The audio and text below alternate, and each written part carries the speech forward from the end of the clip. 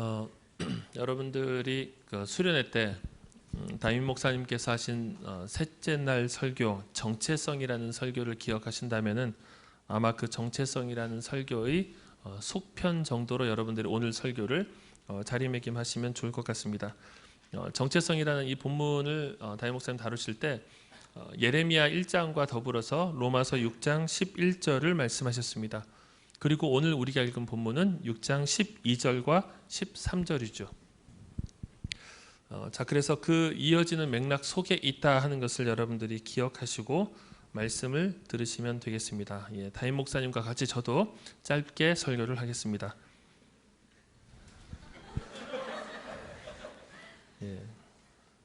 자, 바울이 이 본문에서 두 가지 명령을 합니다. 두 가지 명령은 첫 번째는 12절이죠. 죄가 너희 죽을 몸을 지배하지 못하게 하라. 죄가 너희 죽을 몸을 지배하지 못하게 하라. 자, 그리고 죄가 죽을 몸을 지배하게 되는 결과는 몸의 사욕에 순종하여 몸이 불의의 무기가 되어버리는 상황입니다. 몸이 불의의 무기로 죄에게 내어준 바 되는 것이 죄가 우리 몸을 지배하도록 허용하는 것이죠. 자, 그래서 여러분, 무기로 내어준다. 여러분, 전쟁을 할 때 무기를 탈취하는 게 얼마나 큰 힘입니까? 무기고 탄약고 이런 것들, 무기를 탈취하는 것은 굉장히 큰 전력상의 우세를 점하는 것인데, 죄가 너희 죽을 몸을 지배하게 내버려 두는 것은 우리 몸이 불의의 무기가 되어버리는 거예요. 악을 촉진하고 악에게 전세를 허용하는 무기가 되는 것이죠. 자, 그렇게 하지 말라는 것이 첫 번째 바울의 명령입니다. 두 번째 13절이죠. 자, 13절에서는 불의의 무기로 죄에게 내주지 말 뿐만 아니라, 자, 너희 자신을 죽은 자 가운데서 다시 살아난 자 같이 하나님께 드리라. 우리의 몸을 죄에게 내주지 말고 우리의 몸을, 우리의 자신을 하나님께 드리라. 곧 너희 지체를 의의 무기로 하나님께 드린다는 것이 되는 거죠. 우리가 하나님께 드려진 바 된 것이 의의 무기로 하나님께 우리 자신을 내어드리는 게 되는 거예요. 그러니까 우리는 불의의 무기가 될 수도 있고요, 우리는 의의 무기도 될 수 있는 존재. 자, 이 말씀을 듣고 있는 여러분들이 바로 그런 사람입니다. 불의의 무기가 돼서 악으로 기여할 수도 있고, 의의 무기가 되어서 선으로 기여할 수도 있는 존재다 하는 것입니다. 자, 12절과 13절에서 바울은 명령형을 쓰고 있습니다. 드리라. 드리면 좋을 것이다 라든지, 드리기를 바라노라 라든지, 드렸으면 점점점이 아니라 드리라죠. 드리기 위해 노력하라도 아니고 드리라. 자, 그래서 우리는 이 말을 진지하게 받아들여야 됩니다. 이 말은 우리가 그냥 꿀꺽하고 삼킬 수 있는 그런 이야기가 아닙니다. 진지하게 생각해 봐야 할 말씀입니다. 그리고 진지하게 생각해 봐야 되기 때문에 이 말씀 앞에 선 우리는 종종 판단을 합니다. 어떤 판단을 하냐면요, 진짜 가능한 이야기일 것이다. 드리라고 했으니까 정말로 이쪽으로도 드릴 수 있고 이쪽으로도 드릴 수 있는, 그래서 우리가 의의 무기가 되어야 한다라고 하는, 드릴 수 있다라고 하는, 하나님께서 바울의 입을 빌어서 이것은 가능하다라고 말씀하시는 그 이야기로 듣든지, 혹은 원론적인 이야기일 것이다 라고 우리가 이 말씀을 넘길 수도 있습니다. 그냥 맞는 말이죠. 그야말로 맞는 말. 맞는 말이다. 성경에는 맞는 말이 무지하게 많다. 그냥 성경은 맞는 말 투성이고 목사님도 맞는 말만 한다. 그냥 맞는 말로 원론적인 이야기, 그러나 저 멀리 있는 이야기로 이 본문을 받을 수도 있다는 거예요. 자, 그런데 저는 계속 여러분들이 이 말씀 앞에 서 있기를 바랍니다. 서서 계속 생각을 해봅시다. 자, 만약에 원론적으로는 맞는 말인데 실은 불가능한 얘기를 했다면은 그 책임은, 수행하지 못한 책임은 명령자에게 있습니다. 그렇죠? 명령자에게 있습니다. 예를 들어서 혹독한 군대에서도 못하는 거는 못하는 거죠. 자, 어디 신병 날아봐. 못 날아? 그럼 아무리 소리를 지르고 윽박 지르고 해도 빨리 뜨라고 이렇게 해서 못 뜨면은 그거는 명령자에게 책임이 있는 거예요. 그 못할 명령을 하고 불가능한 명령을 내린 거죠. 불가능한 명령을 했다면은 그 책임은 명령자에게 있습니다. 그러나 가능한 일을 명령했다면은, 충분히 가능한 일을 명령했다면은 그 명령을 수행하지 못한 책임은 피명령자에게 있는 것이죠. 그래서 우리는 질문을 던져야 됩니다. 이것은 가능한 명령인가? 불가능한 명령인가? 이것은 원론적인 얘기인가? 우리의 실생활에 적용이 되는 명령인가? 예, 제가 아까 얘기한 대로 종종 우리는 이것을 맞는 말, 그러나 멀리 있는 말로 생각을 합니다. 원론적인 이야기다라고 넘기곤 합니다. 왜냐하면 우린 경험적으로 이렇게 살기가 어렵거나 혹은 불가능하다는 것을 알기 때문이죠. 중생하지 못한 신자, 하나님께서 그 내면 가운데 새로운 생명을 심어주시고 일으켜줘서 중생하지 못한 신자는 이 말의 의미를 이해할 수가 없습니다. 불가능한 얘기입니다. 도덕적으로 착하게 살으라는 이야기 정도가 될 것입니다. 혹은 은혜를 누렸습니다. 은혜를 받았습니다. 은혜를 누리고 나서 거룩한 어떤 빛을 잠깐 쪼이고 나서 그렇게 살려고 애를 썼으나 참 되지 않았더라 하는 대다수가 공감하는 수련회 이후 약 한 달간의 우리의 삶의 내용이죠. 이렇게 살려고 했는데 잘 사라지지 않더라. 그래서 은혜가 잠깐 있었는데 금세 우리가 옛 사람의 방식으로 옛 삶의 방식에 굴복해버린 경우, 그때 우리가 이 말씀을 원론적인 얘기, 좋은 얘기로 치부하게 된다는 것입니다.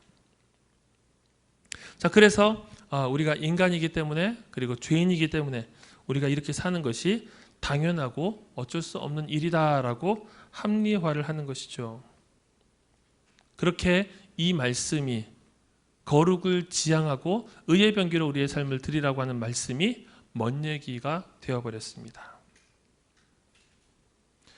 자, 이 얘기, 이 말씀을 멀게 우리가 치부하려고 할 때 바울이 이야기하는 것입니다. 된다, 가능하다 라고 이야기를 하는 것입니다.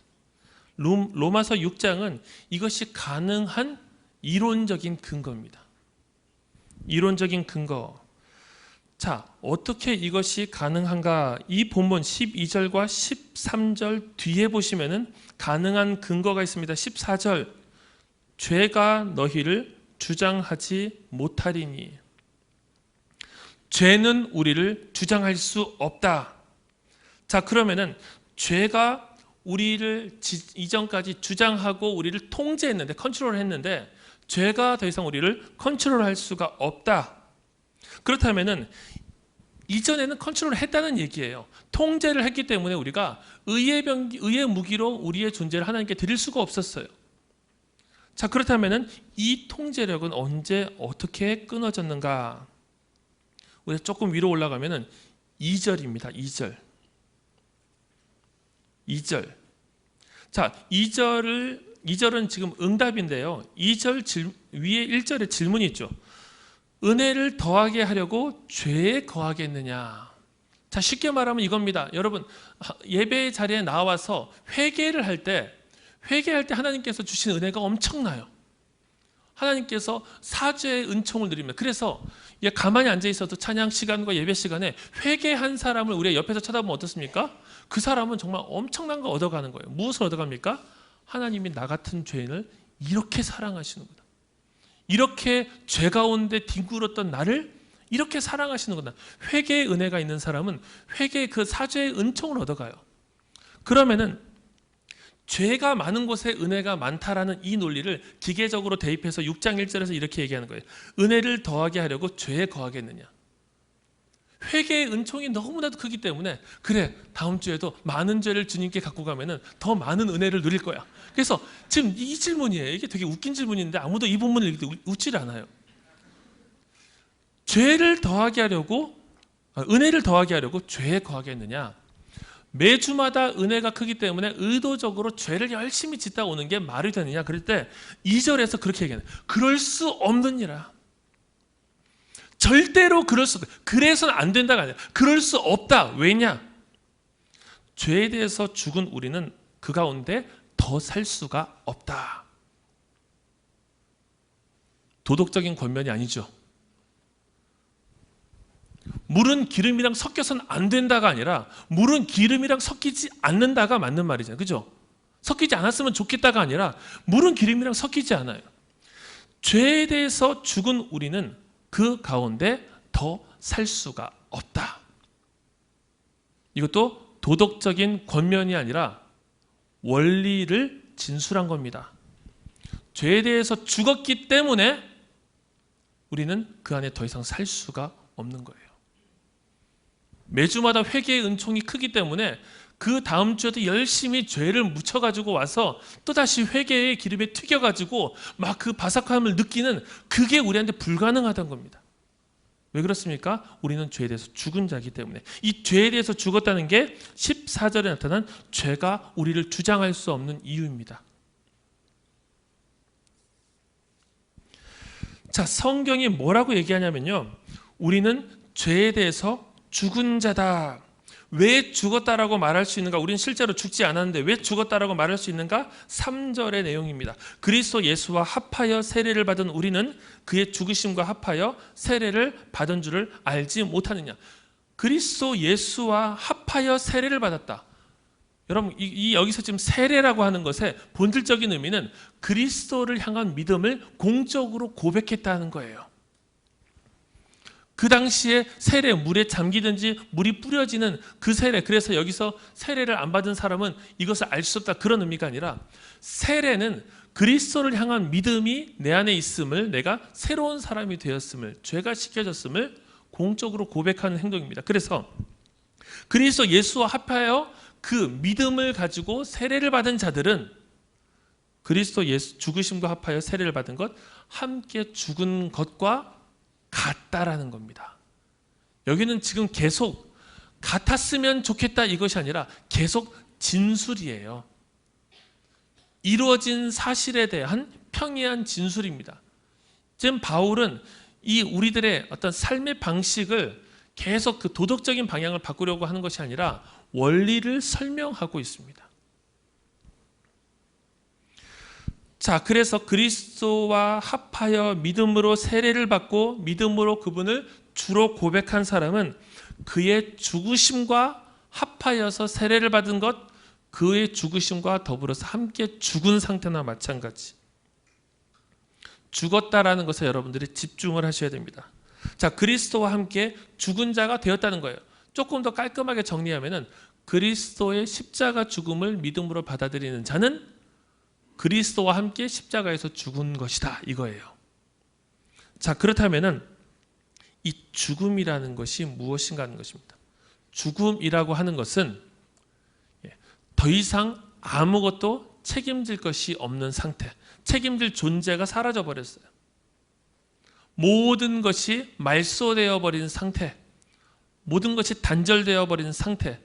그래서 우리의 죄에 대해서 우리가 죽어버렸다는 것은 값을 다 치렀기 때문에 더 이상 비난을 받거나 더 이상 죄에 대해서 책임을 물을 주체가 없어져 버렸다는 거예요. 왜 없어졌습니까? 죄의 짐을 지고 죽어버렸기 때문에.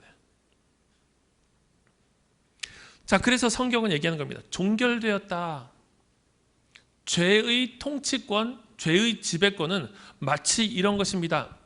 여러분들에게 제가 돈을 빌려줬다 칩시다. 빌려준 돈만큼 저는 여러분들한테 주장할 거리가 생겨요. 빨리 돈 갚아라. 너 왜 안 갚냐? 너 돈 안 갚으면서 왜 커피 마시냐? 제가 계속 주장할 것이 생겨요. 예, 그런 사람은 아닙니다. 예. 주장할 것이 생기는데 지금 이 값을 다 이 사람이 치러버린 상태가 되면은 저는 더 이상 주장할 수 있는 게 없어요. 죄에 대해서 사탄이 주장하는 것이 죄 자체의 권리가 주장하는 것이 이것입니다. 죄인을 향하여서 너는 죄인이다라고 주장을 하는 거예요. 그리스도의 죽으심과 우리가 합하여서 죽었다는 것은 완전하게 값이 지불되었다. 그래서 더 이상 죄의 구속력이 미칠 건덕지가 없다라는 거죠. 자, 여러분 이 말이 믿겨지십니까? 이 말이 느껴지십니까? 아, 나는 죽었던 것 같아 느낌이 오십니까? 느낌으로 이 말을 받는 것은 아니에요. 느낌으로 받을 수 있는 사람은 여기서 피곤한 사람. 아, 나는 정말 죽은 것만 같고 피곤하고 말씀을 듣는데 계속 더 죽어가는 것 같고 여러분이 막 느낌이 오겠죠. 그 거짓 느낌이에요. 그걸 얘기하는 게 아닙니다. 이 말씀은 너의 믿음과 더불어서 이루어진 사실을 바울이 진술하고 있다 그랬죠. 이것은 내 느낌과 별개로 이루어진 일입니다. 내 안에 믿음이 이것을 받아들였다면 믿음과 더불어서 이 사실이 이루어졌음을 믿음으로 고백하는 거예요. 여러분 이것만 그런 게 아닙니다. 에베소서 2장 1절에서는 이렇게 얘기합니다. 너의 죄와 허물로 죽은 너희를 살리셨도다. 그럼 여러분 죄와 허물로 죽었다는 것을 어떻게 느낍니까? 죽어있는 사람이 느낍니까? 죽어있는 사람은, 그러니까 죄와 허물로 죽은 상태의 사람은 자신이 살아있다고 느끼지 죽었다고 느끼지 않아요. 이것도 마찬가지입니다. 우리가 살아났다는 것은 하나님께서 이루신 그 일이 우리를 지금 새로운 생명으로 인도하셨다는 것을 믿음으로 받아들이는 거예요. 진술입니다. 진술. 자, 그래서 이 본문도 마찬가지입니다. 우리가 믿음으로 그리스도와 더불어서 함께 세례를 받았을 때 그 믿음을 고백했을 때 우리는 그리스도와 함께 죽은 것이고 그 죽음 속에서 그리스도의 죽음이 나의 죽음이 되고 그리스도의 살아남이 나의 살아남이 된 것이죠. 자, 그래서 그것이 5절에 있는 내용입니다. 만일 우리가 그의 죽으심과 같은 모양으로 연합한 자가 되었으면 또한 그의 부활과 같은 모양으로 연합한 자도 되리라. 죽음의 원리가 믿음 속에 있었다면은 살아남의 원리도 믿음 속에 있다는 거예요. 그래서 여러분 예수님을 믿는다 하는 것은 그냥 나는 예수님을 의지하고 살아갑니다 하는 종교 감정 안에만 머무는 것이 아니라 우리의 정체성이 변화되었습니다라고 하는 것이 같이 그 안에 들어있는 거예요. 어떤 정체성의 변화입니까? 그리스도와 함께 죽은 자, 그리스도와 함께 다시 살아난 자.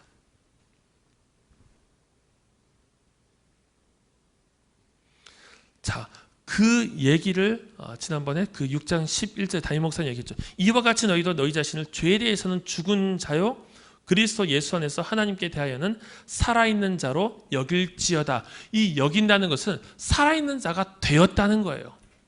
되었음을 받아들이라는 거지 계속 여기다 하면은 이것이 여겨지는 게 아니라는 거예요. 살아있는 자가 되었다 하는 것입니다. 자, 그래서 다시 본문으로 들어가면은 따라서 더 이상 죄가 우리를 주관할 수가 없습니다. 우리는 법 아래 있지 않고 14절에 죄가 우리를 주장할 수 없고 우리는 법 아래, 범법자는 법의 지배 아래에 있는데 우리는 범법자로 죄의 법 아래 놓여 있는 것이 아니라 은혜 아래 놓여 있는 자가 되었다 하는 것입니다. 그래서 이 설명이 쭉 긴 게 그거죠. 6장 1절을 지금 얘기하는 겁니다. 은혜를 더하게 하려고 죄에 거하겠느냐? 거할 수 없다. 15절도 그래서 같은 얘기를 하죠. 그런즉 어찌하리요? 우리가 법 아래 있지 아니하고 은혜 아래 있으니 죄를 지으리요? 그럴 수 없느니라. 여러분 이걸 잘 기억하십시오. 그래선 안 된다가 먼저가 아니라 그럴 수 없기 때문에 그래선 안 돼요. 뭔지 아시겠습니까? 말을 잘 듣고 착한 행동을 하면은, 제가 저희 아이들한테 너는 말을 잘 듣고 착한 행동을 하고 아빠가 원하는 걸 했을 때 내가 아들이 되게 해줄 거야, 이게 아니잖아요. 그렇죠? 그러면은 매일마다 아들인가 아닌가가 계속 바뀌겠죠. 문 밖에서 자는 날이 있고 집에서 자는 날이 있고 바뀌겠죠. 이게 자녀의 윤리가 아니라는 거예요. 자녀의 윤리는 자녀이기 때문에, 아들이기 때문에, 딸이기 때문에 이렇게 살아야 돼. 지금 이 얘기를 하고 있는 것입니다. 아들인가 아닌가를 막 오늘 느끼고 내일 느끼고, 여러분 그것은 느낌은 그럴 수도 있어요. 오늘은 내가 아들이 아닌 것 같고 그럴 수도 있지만 이 느낌이 존재의 정체성을 바꾸진 않는다는 거예요. 이루어진 사건, 내가 그리스도를 믿음으로 고백할 때 내 안에 이미 이루어진, 내 아무도 바꿀 수 없는 나의 정체성은 무엇입니까? 너는 하나님의 자녀고 하나님의 의롭다함을 여기는 받은 자녀고 죄가 너희를 주관치 못하게 될 거예요. 그래서 우리는 죄를 지을 수 없는 존재예요.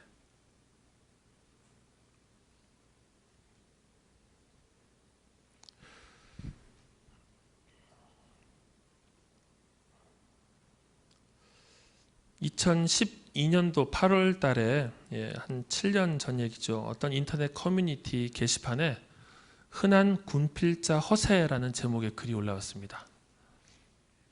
군필자들은 사소한 것에 열을 많이 냅니다. 왜냐하면 적어도 자기가 경험한 세계는 내가 제일 잘한다라고 생각하기 때문이죠. 그런 논쟁이 있었던 것 같아요. 24인용 군용 텐트를 혼자 칠 수 있는가? 여러분 24인용, T24라고 하나요? 24인용 군용 텐트를 혼자 칠 수 있는가라는 질문에 대해서 막 사실 혼자 칠 필요가 없는데, 그죠? 혼자 칠 필요가 없는데 막 논쟁을 한 거예요. 이게 뭔가 이렇게 군필자들의 본능이 있는 것 같아요. 막 이렇게 논쟁이 됐습니다. 뭐 사람들이 야 이거 불가능할 거야 뭐 이렇게 얘기하고 막 이렇게 사람들이 댓글을 달았죠. 이거 허세다, 말도 안 된다, 무슨 원터치 텐트냐, 막 이런 막 얘기들이 막 올라왔어요. 그러다가 어떤 사람이 댓글을 올렸습니다. 되는데요? 댓글을 올렸어요. 다시 한참 좀 있다가 같은 사람이 24인용 텐트 혼자 칠 수 있음이라는 제목으로 육군 8년하고 전역했는데 저 칠 수 있습니다 라고 글을 올렸습니다. 다시 아래에는 비웃는 댓글이 막 달렸어요. 또 다시 흔한 군필자 허세, 여기 허세 2추가요 뭐 이렇게 되겠죠. 막 이렇게 글이 달렸어요. 다음 날 5시 53분에 다시 글을 올립니다. 그간의 모든 논쟁을 불식시키기 위해서 텐트 치기 제안을 합니다. 뭐 칠 수 있어요, 칠 수 있어 막 했겠죠. 막 그러다가 그럼 텐트 한번 내가 쳐보겠다 해서 제안에 응수하면서 그해 9월 8일 토요일 날 장소를 정해서 한번 해보자. 사소한데 모든 것을 거는 이런 본성이 있죠. 여러분 딱 일주일 남은 시간 동안에 그 커뮤니티에서 옥수수 판매 독점권이 등장하고 선크림, 텐트, 의상, 각종 협찬이 줄을 잇고 성공시 상품, 뭐 인터넷 TV 생중계, 뭐 화환, 현수막 제공, 가수들 공연 막 해서 갑자기 이 남성들의 호기에서 출발한 이 얘기가 정말 지역의 축제로 바뀐 거예요. 그래서 양천구 신월동의 신원초등학교에서 진짜로 이 행사가 이루어졌다고 해요. 결론만 말하자면은 이 사람이 혼자서 예상 시간보다도 훨씬 빠르게 여유롭게 텐트를 쳤습니다.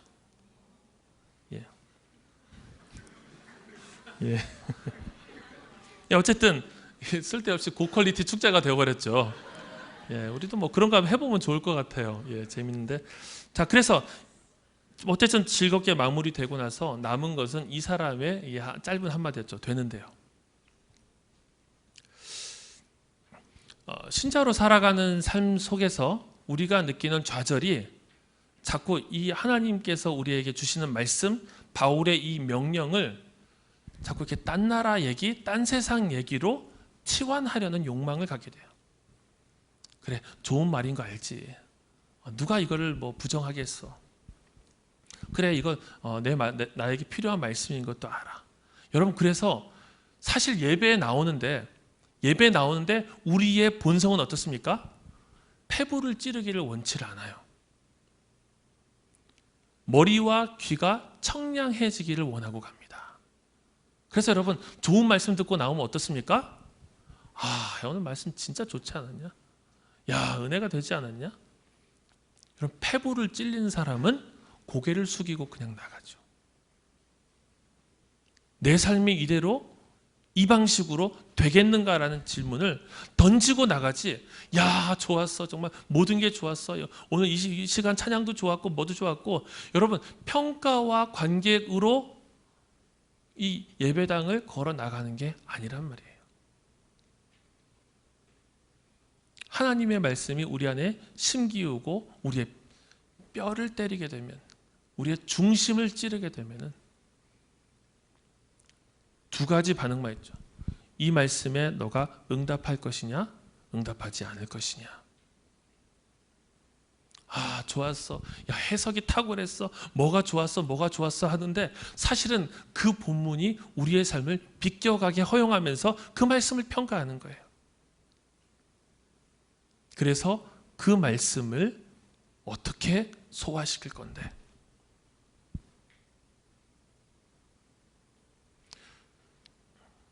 죄와의 싸움에서 무너지고 넘어졌던 사람들은 또 무너지고 넘어지면서 그 삶 속에 익숙해 있는 사람들은 이 바울의 말에 대해서 똑같이 얘기할 것입니다. 흔한 사도의 허세, 목사님의 설교용 멘트, 성경에 늘 있는 비슷한 진부한 이야기. 여러분, 그러나 바울은 우리에게 되는데요라고 말하고 있어요. 된다. 정신승리 외치는 것이 아니라 된다.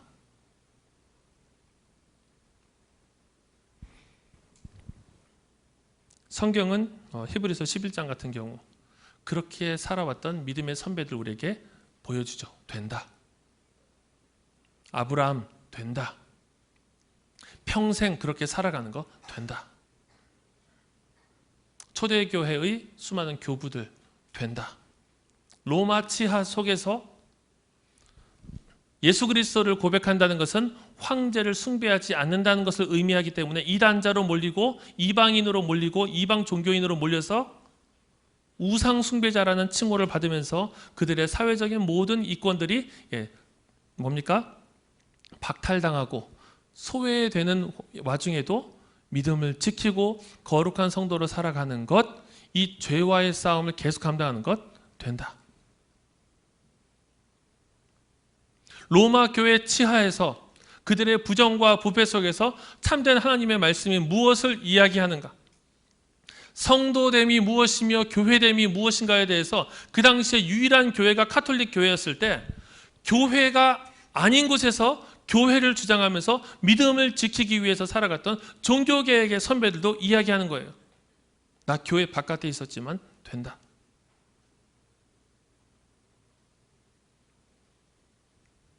일제시대 우리나라 이 한반도로 와서도 마찬가지입니다. 주기철 목사님과 손양원 목사님, 한상동 목사님과 같은 옥중 성도들이 믿음을 지키면서 그리스도인으로서 살아가는 것, 신사참배를 하고 그들의 요구에 굴복하면서 마치 이빨이 다 뽑혀버린 기독교 같은 그 상황을 거부하면서 옥중 성도로 살아가고 그렇게 죽어가면서 그들이 이야기하는 거예요. 된다.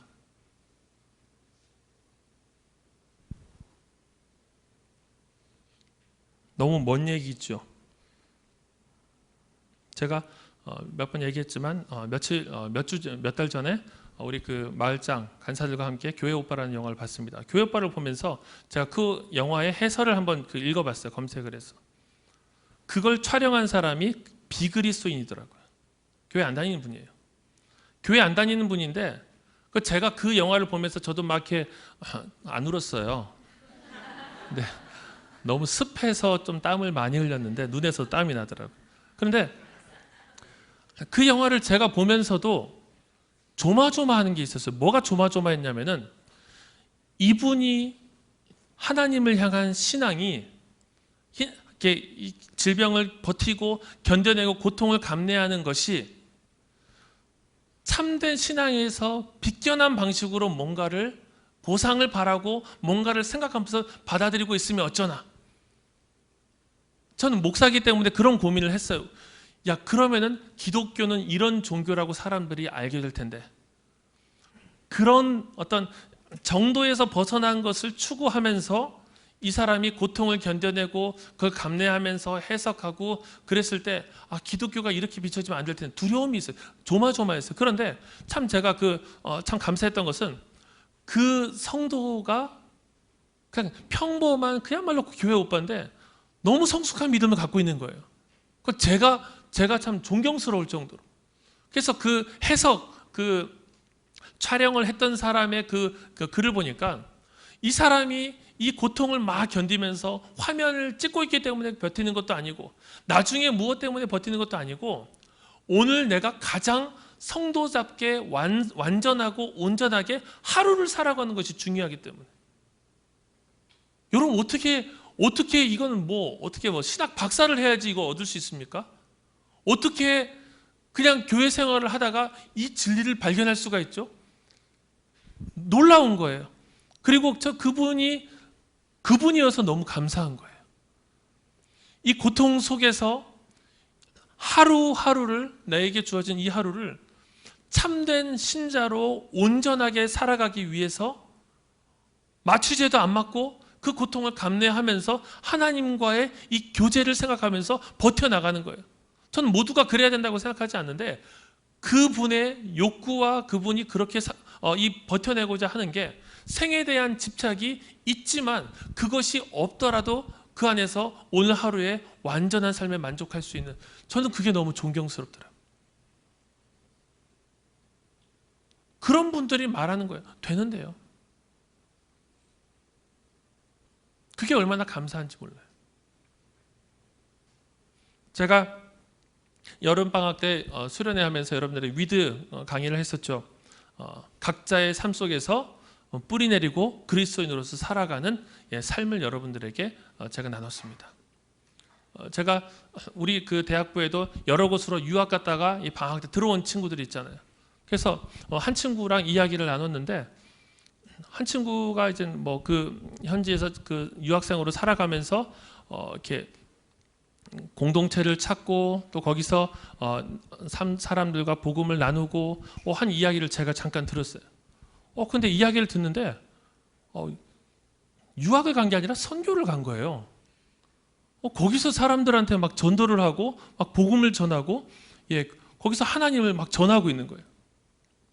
제가 그 얘기를 막 듣다 보니까, 야, 이거는 훈련을 안 받아도 이 안에서 그리스도인으로 산다는 것이 하나님의 말씀과 더불어서 잘만 그 안에서 형성이 되면은, 야, 곳곳에서 위드를 그렇게 강조하지 않아도 그렇게 살아가는 것이 합당하구나. 제가 그 얘기를 들으면서 너무 고맙더라고요. 야, 그래, 거기도 위드 세우자. 야, 위드 해야 되겠다. 보냄받은 곳에서 그리스도인으로서 살아가는 것. 그리고 그곳에서 하나님의 복음을 증거하고 알리면서 내가 이곳에 왜 있는가, 무엇을 위해서 살아가야 되겠는가를 질문하는 것. 여기 이 땅에서도 어려운데 자신이 유학 가서 공동체와 떨어져서 고립된 곳에서 그리스도인으로 살아가는 것 되는데요.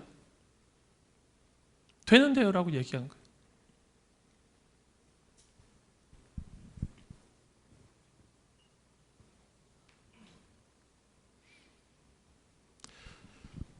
제가 가끔씩 지체들과 같이 기도 제목을 나눌 때 이런 기도 제목을 들을 때가 있습니다. 기도할 수 있도록 기도해 주세요.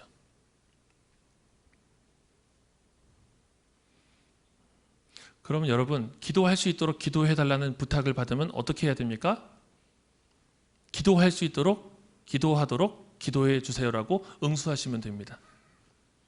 예. 여러분, 이게 되게 어려워요. 기도할 수 있도록 기도를 하면 되는데, 기도할 수 있도록 기도를 해달라고 하면은 기도할 수 있도록 기도할 수 있도록 기도해 달라고 얘기합니다. 마치 나아갈 곳이 없는데 나아가는 느낌이 드는 거죠. 여러분, 어떤 부분은 노력이 필요합니다. 노력이 필요해요. 그런데 어떤 부분은 그냥 하면 돼요. 이게 우리의 정체성이라는 것을 붙들고 하면 돼요. 이 바울이 지금 이야기하는 것은 열심히 노력해라, 그렇게 10번씩 100번씩 반복하고 그렇게 살아가라, 이게 아니라 어떻게 너희들이 죄를 더 지을 수가 있고 어떻게 너희들이 죄 안에 거할 수가 있느냐? 없다. 믿음으로 그리스도와 함께 죽었고 살아난 자가 되면 그렇게 살 수 없다. 정체성으로부터 출발하라는 것이에요. 그렇기 때문에 너희들은 그렇게 살아서는 안 된다. 이것이 개신교 윤리의 핵심입니다. 우리는 거룩한 존재가 되었기 때문에 윤리적인 삶을 살아가는 것이고 거룩한 삶을 사는 것이지, 거룩한 삶을 살면은 거룩한 자로 받아들여질 것이기 때문에 열심히 덕을 쌓는 게 우리의 윤리가 아니에요. 오늘도 이 말씀이 우리 앞에 서 있습니다. 여러분들을, 모든 사람을 소환해서 이 말씀 앞에 세우는 거예요. 이 말씀은 너에게 해당하는 말씀이냐, 저 멀리 있는 말씀이냐, 이 말씀을 액자에다 걸어놓을 것이냐, 네 마음에 새기고 살 것이냐. 이 말씀을 마음 중심에 새기고 여러분들의 삶에서 된다는 것을 확인시켜 주셔서, 목자들은 목원이 되는데요 라고 말할 때 되는구나, 도전을 받고, 또 목자가 삶 속에서 되는구나를 발견하고 목원들에게 도전을 하고, 여러분, 그렇게 우리가 한 걸음 한 걸음 걸어가는 거예요. 이 거룩의 성취, 거룩의 우리 안에서의 열매는 목적지에 도달했습니다를 얘기하는 것이 아닙니다. 이 되는데요는 도달했습니다, 거룩한 존재가 되었습니다가 아니라 전진했습니다를 뜻해요. 목적지로 계속 나아가집니다를 뜻해요. 하루 그리스도를 살아가고 목적지가 오지 않았잖아요. 그것이 아니라 목적지로 계속해서 전진이 됩니다. 왜 가능합니까? 죄가 우리를 더 이상 주장할 수가 없기 때문에. 이 간명하고 명확한 진리를 여러분들이 붙들고 이 방학 생활을 마무리하고 또 하반기를 준비할 수 있기를 주님의 이름으로 축복합니다. 우리 같이 조용히 한번 기도합시다. 조용히 한번 기도할 때 여러분 각자에게 주신 하나님의 말씀이 있다면 그 말씀을 붙들고 기도합시다. 그 말씀을 붙들고 무엇을 결단할 것인지, 또 무엇을 하나님께 회개할 것인지, 하나님 앞에 이 말씀과 더불어서 여러분들이 자유롭게 반응하는 그러한 기도의 시간 우리 갖도록 하겠습니다. 우리 조용히 각자의 목소리로 기도하겠습니다.